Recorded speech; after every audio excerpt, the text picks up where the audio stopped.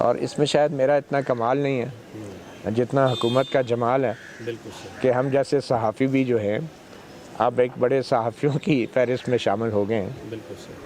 حکومت کی وہ جعلی FIR تھی کہ جو ایک ایسی خبر کو روکنے کے لیے تھی کہ جو خبر ابھی میچور نہیں ہوئی تھی۔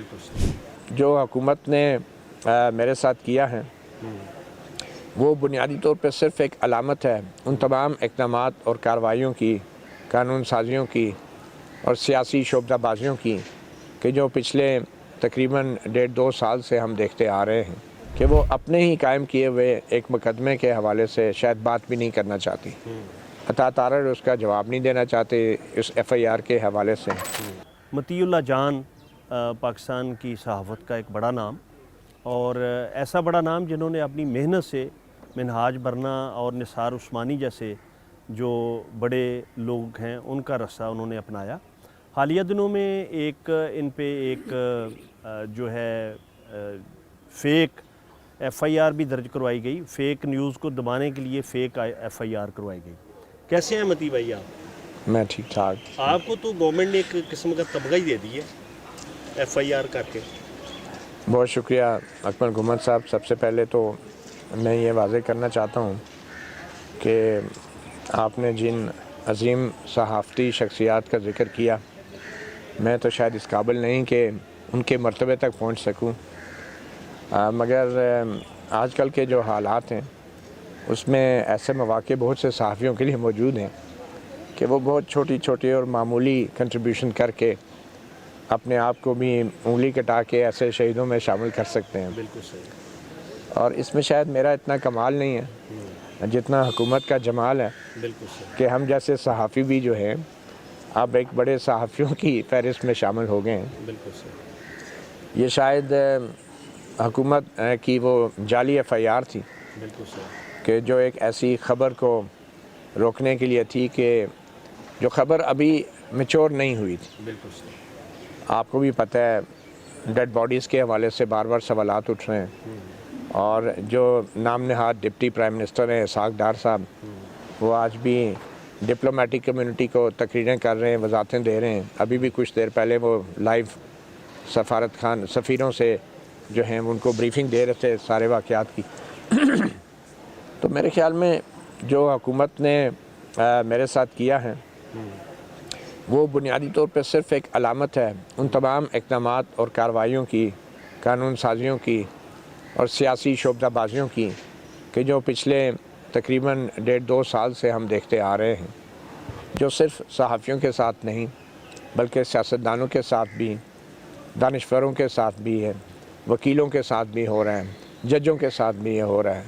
تو یہ صرف ایک میرے خلاف جھوٹی FIR کی بات نہیں، یہ پوری قوم کے خلاف جو ہے ایک جھوٹا مقدمہ ہے جو اس حکومت نے دائر کر رکھا ہے، اور جس مقدمے کی سماعت کرنے والے بھی حکومت کے اپنے ہی ججز ہیں۔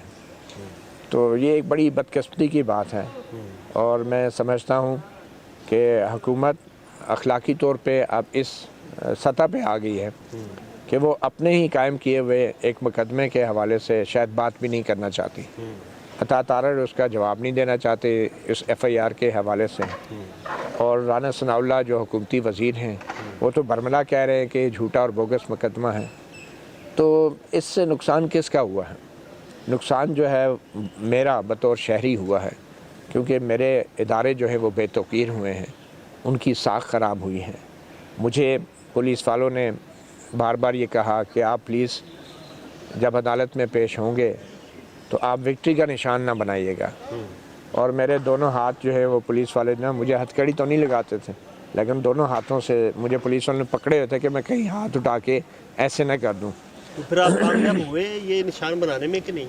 دیکھیں، پہلی بات تو یہ ہے کہ میں تو اس معاملے کو اپنے لیے بطور شہری، بطور صحافی وکٹری نہیں، یہ میرے لیے ایک شکست ہے، میرے لیے ایک شرمندگی کا باعث ہے کہ میرا ملک، میرے ادارے، میری پولیس اتنے گھناؤنی سطح پر آ گئے کہ وہ اس طرح کی ایک گھٹیا قسم کی FIR جو ہیں اس جرنلسٹ کے خلاف کاٹ رہے ہیں کہ جس نے اپنی ساری عمر صحافت کو دی ہے۔ اور یہ ادارے اتنے نالائق ہیں کہ وہ کسی کے خلاف ایسا مقدمہ درج کرنے سے پہلے اس کے بارے میں جاننے کی کوشش بھی نہیں کرتے. تو اس میں میرے لیے کون سی کامیابی ہے کہ میں ہاتھ اٹھا کے وکٹی کا نشان بناؤں؟ یہ تو میرے لیے بطور شہری ایک شرمندگی کی بات ہے. اور اگر یہ میرے لیے شرمندگی کی بات ہے تو پھر یہ حکومت، اداروں اور پولیس کو بھی اس کے اوپر تھوڑا شرمندہ ہونا چاہیے، احساس کرنا چاہیے. اچھا، ویسے تو اب یہ ساری بڑی اوپن سیکرٹ ہے، جس طرح ثاقب نے بتایا کہ آپ دونوں وہ جا رہے تھے پارکنگ میں، تو اس وقت آپ کو کچھ لگا کہ جیسے کوئی یہ فین ہوتے ہیں یا جس طرح ہوتا ہے نا جی متی صاحب آپ سے مل کے بڑی خوشی ہوئی، کوئی اس طرح کا سین تھا یا کیا تھا؟ وہ ہوا کیا تھا؟ دیکھیں جی، ایک اندھیرا تھا، 5-6 بندے تھے، نقاب پوش تھے، انہوں نے اپروچ کیا اور ہمیں جفا ڈال دیا.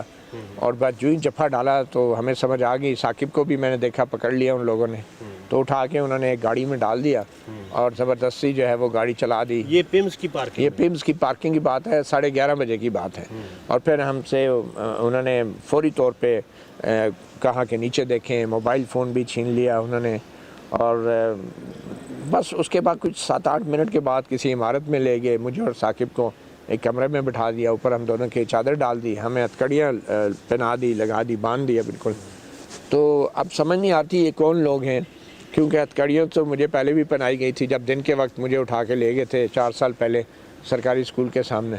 اور اس وقت بھی پولیس کی وردی تھی، اس وقت بھی دہشت گردی، وہ جو ہے انسداد دہشت گردی جو ٹاسک فورس ہے اینٹی ٹیررزم پولیس وہ تھی، گاڑیاں تھیں، تو دن دھاڑے اٹھایا گیا تھا. تو مجھے سمجھ نہیں آتی کہ ان ہتھکڑیوں کا کیا مطلب ہے، کیا یہ پولیس ہے، یہ کیا ہے. تو کافی دیر بعد پھر وہ پہلے ثاقب بشیر کو اٹھا کے کہیں لے گئے پوچھ گچھ کرنے کے لیے. ابھی آپ کو سمجھ آئی کہ کون تھے وہ؟ آبویسلی اب تو ایف آئی آر کٹ گئی، اور اب تو واضح ہو گیا کہ یہ مارکلہ پولیس اسٹیشن کے لوگ تھے. 11:30 بجے گرفتار کر کے انہوں نے 2:30-3 بجے کی کوئی ایف آئی آر کاٹی ہے.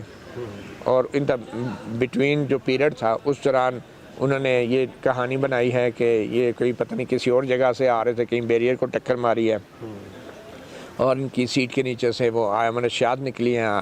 اور پھر باہر نکل کے انہوں نے نشے کی حالت میں تھے، پولیس سے جھگڑا کیا، پولیس پہ تشدد کیا، پولیس سے گن چھینی ہے، پولیس پہ گن تانی ہے.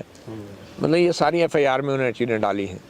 تو اب سمجھ آتی ہے کہ یہ جو تاخیر ہوئی ہے نا ہماری ایکچوئل اغوا میں اور پھر گرفتاری ڈالنے میں، اس دوران کے عرصے میں انہوں نے یہ پورا اسکرپٹ تیار کیا ہے اور ایک F I R caught the.